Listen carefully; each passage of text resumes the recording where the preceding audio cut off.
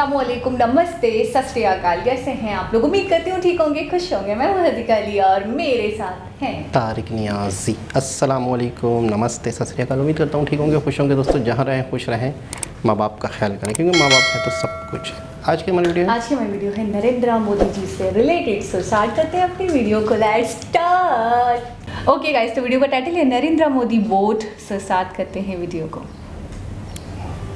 गुजरात चुनाव के दूसरे चरण में वोट डालने के लिए नरेंद्र मोदी गुजरात के साबरमती के रानी पोलिंग बूथ पर पहुंच गए थे। प्रधानमंत्री नरेंद्र मोदी ने साबरमती के बूथ नंबर 115 पर लाइन में लगकर वोट डाला। मोदी ने स्याही लगी उंगली दिखाकर लोगों का अभिवादन भी किया। एसपीजी की सुरक्षा के बीच जब नरेंद्र मोदी वोट डालने के लिए पहुंचे तो सबसे पहले उन्होंने अपने बड़े भाई के पैर छूकर आशीर्वाद लिया। फिर आम लोगों की तरह कतार में खड़े हो गए।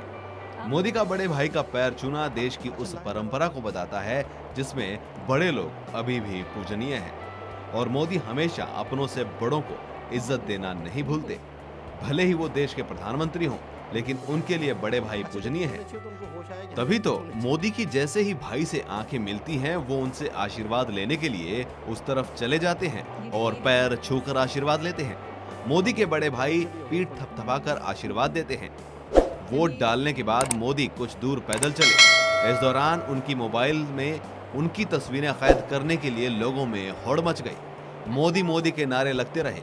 प्रधानमंत्री नरेंद्र मोदी को देखने के लिए हजारों की संख्या में लोग सड़कों की ओर दौड़ पड़े। सुरक्षा बलों के लिए भी मुश्किल तब आन पड़ी जब किसी प्लानिंग के बगैर मोदी रोड पर पैदल चलने लगे। इसके बाद मोदी अपनी कार में सवार होकर लोगों का अभिवादन करते हुए आगे बढ़ गए। नरेंद्र मोदी का एक आम नागरिक की तरह कतार में वोट डालना और भाई के पैर छूकर आशीर्वाद लेना ये बताता है कि मोदी भले ही देश के प्रधानमंत्री हैं, लेकिन वो अपने राज्य गुजरात में एक आम आदमी ही है। वन इंडिया न्यूज में इतना ही। जी जनाब, ये है संस्कार, ये है रिस्पेक्ट। अच्छा, कोई कहते हैं ना कि बड़े और छोटे में कोई फ़र्क नहीं, सभी लाइन में खड़े होके यार मोदी जी आ रहे हैं, मोदी जी के बड़े भाई हैं तो चलो भाई अंदर जाएं आप पहले, या आप क्यों लाइन में धूप में खड़े हुए। स्पेशल प्रोटोकॉल देंगे आपको। अच्छा, हमारे लिए ये बहुत ही ज़्यादा फील करने वाली बातें होती है। हमारे लिए मैं ये कह रही हूँ, हम इन वीडियोस को देखते हैं ना तो हम बहुत फील करते हैं, जबकि पता है हमारे व्यूअर्स सोचते होंगे कि पता नहीं ये लोग इतना ज़्यादा क्यों एक मुअम्मा बना देते हैं छोटी छोटी चीज़ों का। तो हमने ये सब नहीं देखा ना, तो हमें बहुत फील होता है जैसे कि किसी मिनिस्टर के बड़े भाई का इस तरीके से आम नागरिकों के बीच में नामुमकिन, हमारे लिए नामुमकिन हमने कभी नहीं देखा, हमने कभी नहीं देखा। बहुत बड़ी बात, जितनी तारीफ़ की जाए कम है। और फिर उसके बाद इतनी रश में, इतनी भीड़ में, आवाम के बीच में पैदल चलने लग गए थे, जिससे लोग बहुत ही ज़्यादा उनके करीब आने लग गए, तस्वीरें खींचने लग गए। अच्छा, जब एक सीएम है या पीएम है या जो भी होते हैं, इस तरह के लोगों को बड़ा आवाम से बचा के रखना पड़ता है। कोई हादसा हो जाता है, कोई चोट लग जाती है, या कोई दोस्तों के साथ, फैंस के साथ दुश्मन भी होते हैं, कोई गलत हरकत भी हो जाती है, तो बहुत ही ज़्यादा रिस्की मामला होता है। उसके बावजूद भी मोदी जी ने इन्होंने बताया कि मोदी जी पहले तो आवाम के दरमियान में चलते रहे, फिर उसके बाद बहुत ही ज़्यादा रश बढ़ा तो फिर गाड़ी में। एक चीज़ हम बचपन से सुनते आए हैं, do respect and get respect, ठीक है।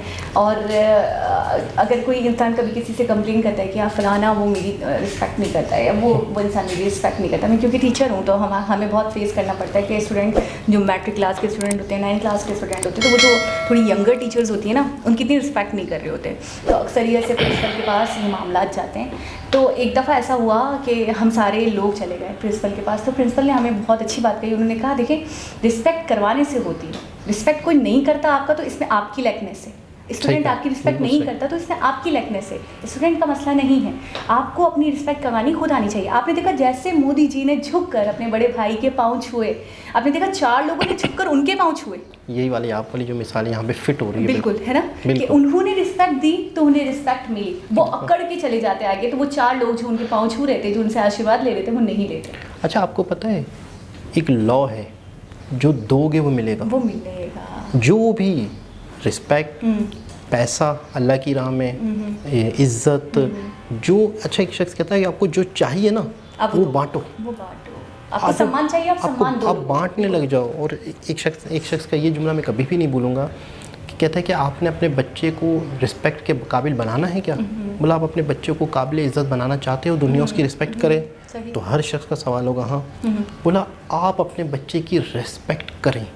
जब वो घर आए उससे पानी का पूछ लिया, उसे बैठने का कह दिया, कैसी तबीयत है। बच्चे से माँ बाप को कहा है कि आप अपने बच्चे की रिस्पेक्ट करेंगे, आपके बच्चे की दुनिया रिस्पेक्ट करेगी, आपका बच्चा काबिल एहतराम होगा, काबिल इज़्ज़त होगा। आपने शुरू से उसकी आदत इस तरह बना ली।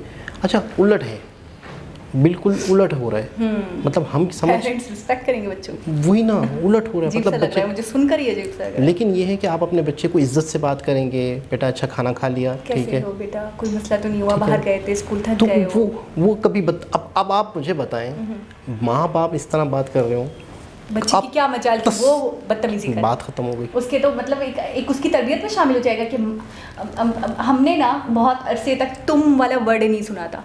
मतलब मेरी मदर, मेरे फादर सब हमसे अब सुना है। अब सुन लिया कि जब कॉलेज लाइफ में गए, यूनिवर्सिटी लाइफ में गए तो तुम करके बात करना शुरू हो गया। तो अगर कभी तुम घर में जाके बोल देती थी ना बाय मिस्टेक, जैसे मुंह से निकल गया वो एक रवादारी में, बहनों से बहनों से किसी से भी, बहन से या कोई बाहर का थर्ड पर्सन कोई आ गया उससे बात करते हुए, आपके हम उम्र है या आपसे छोटा है तो उससे तुम करके, अगर मैंने छोटे से भी तुम करके बात कर ली ना तो मेरी मदर बहुत ज़्यादा एग्रेसिव हो जाती थी इस बात को लेकर कि तुम्हारी तरबियत है, मैंने तो तुमसे हमेशा आप करके बात करी है, आप करके बात करती है, आज तुम या आज आप तुम करके कैसे बात कर रही हो? बड़ी बात है। अच्छा वैसे मैंने ये सुना है कि लखनऊ में बहुत ही ज़्यादा इज्जत, रिस्पेक्ट, बहुत मतलब लोग के रखरखाव वाले लोग, मतलब कोई कहते थे कि अगर इज्जत देना सीखना है, इज्जत, तो ये एक सुना था। तो वही चीज़ शायद वालदा में, अम्मी में और फिर उनके वालिदैन में थी, फिर उनके वहाँ से नस्ल दर। अच्छा पता है एक माइंड आपका सेट हो जाता है, जो छोटा बच्चा होता है ना वो चीज़ों को जब समझ रहा होता है तो मुझे ऐसा लगता था तुम इज इक्वल टू कोई गाली, यानी तुम करके अगर किसी ने बात करी किसी बंदे ने तो वो गंदा बंदा है। अच्छा। तो उसने तुम करके आपको मुखातिब किया है तो आपको आप करके एक जहन में बैठ गया। तो अभी आपकी इस बात से मैं रिलेट कर पा रही हूँ कि आप जैसे पेरेंट्स जैसे करते हैं बच्चों के साथ तो बच्चे वही कैच करते हैं और वैसे ही बिहेव करते हैं दूसरों के साथ। बिल्कुल ऐसा ही है। तो माँ बाप अच्छा कि मेरा बच्चा भी बदतमीज़ हो गया है, मेरा बच्चा गालियाँ देता है तो वो उसका मेरी सुनता नहीं है, मेरी रिस्पेक्ट नहीं करता, वो किस पे आ गया? वालिदैन पे आ गया। तो वालिदैन अगर बच्चे की रिस्पेक्ट करेंगे तो बच्चे भी उनकी रिस्पेक्ट करेंगे और सबकी रिस्पेक्ट करेंगे और माशरे में भी उनकी भी रिस्पेक्ट होगी। खैर बात हो रही थी मोदी जी की, जिस तरीके से मोदी जी ने अपने बड़े भाई को रिस्पेक्ट दी। और सेकंड ये है कि बड़े भाई नॉर्मल इंसानों की तरह, आम जनता की तरह लाइन में खड़े होकर वोट दे रहे हैं, कम माल, और ख़ुद भी लाइन में खड़े होकर वोट देता।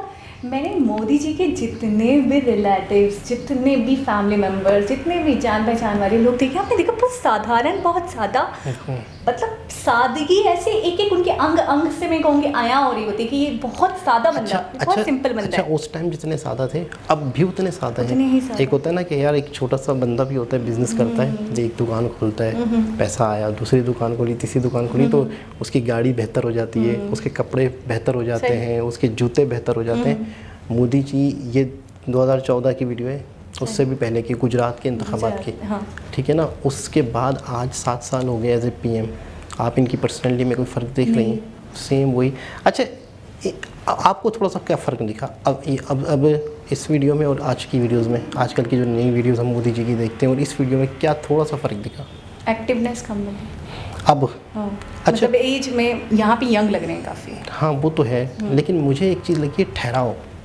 मतलब अब इनके अंदर बहुत ज़्यादा ठहराव आ गया है। अब इनके अंदर बहुत ज़्यादा वो फ़कीरी जो है ना वो बहुत ज़्यादा आ गई, बहुत ज़्यादा। मतलब अब इनके अंदर इत्मीनान से बात करना, इत्मीनान से चलना, सोच समझ के बोलना, तोलना, अब इनके अंदर ये चीज़। अच्छा मैंने नहीं फील करी, मुझे इसमें इस वीडियो में भी वैसे ही लगे, कोई बुर्दबारी दिखी मुझे। हाँ, लेकिन इस वीडियो में गाड़ी के अंदर जिस तरीके से वो विक्ट्री दिखा रहे थे, और मतलब मुझे तो नहीं कोई भी ऐसी चीज़ नहीं फील हुई। थोड़ा सा मतलब जैसे जिसको आप एज, मैं एज कह रही हूँ उसको, आई थिंक आप उसी को कह रहे हैं। एज फैक्टर तो होता है, एज के साथ साथ आपको पता है एक ठहराव जो होता है ना वो एज के साथ साथ आता है, आ जाता है। लेकिन ये है कि कुछ लोगों में नहीं आता तो उसका क्या करें, और ज़्यादा छिछोरे हो जाएं तो उसका क्या कर रहे हैं? आपको तो बात कर रहे हैं अच्छी खासी, मैं यकीन करें मैं आपको नहीं इन्वॉल्व करती हूँ, लेकिन आप खुद लाते हैं। मैंने कहा कि कुछ लोग कौन, अब आपको पता है कुछ मेरे लिए तो कुछ मेरी पूरी दुनिया, मेरी कुल कायनात आप ही है। मैं मर जाऊँ अभी कुछ खाइएगा नहीं रोज़ा है, गुड़ खा के नहीं इंजेक्शन लगा के आप गुड़ खाते रहते हैं ना। खैर दोस्तों, बस अब बात कहीं इधर उधर ना फिसल जाए। दोबारा किसी और विषय आपसे मुलाकात होगी, जब तक के लिए अल्लाह अल्लाह हाफ़िज़। हाफ़िज़।